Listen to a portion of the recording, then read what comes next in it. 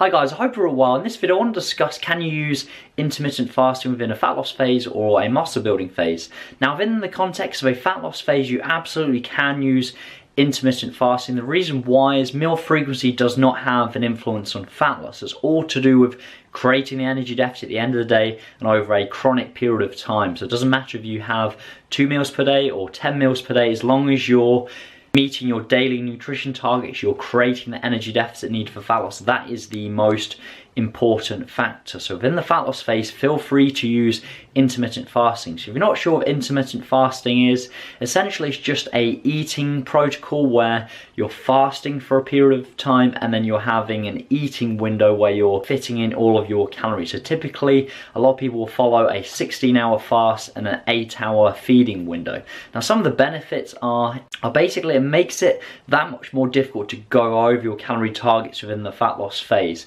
Hunger can be a real issue within the fat loss phase, and therefore by having a smaller window to fit in all of your calories, it feels like you're eating more food than you actually are, and this can really help blunt hunger within the fat loss phase. So even though there's no magic to intermittent fasting, it can be a good tool just to make it more difficult for you to go over your calorie targets, and therefore you can adhere to those targets for longer and as a result get better results just because you're not binging and going off the plan. The only thing I would say is if you're training first thing in the morning, intermittent fasting may not be for you. The reason why is this can have an impact on your gym performance, your strength, and therefore you'll lose more muscle mass within the fat loss phase because you're going in and you're training fasted. But if you're training later in the day and you've got some food inside you before performing your training session, this can be a good tool for the reasons I've given. It just makes it that much more difficult to go over your calorie targets.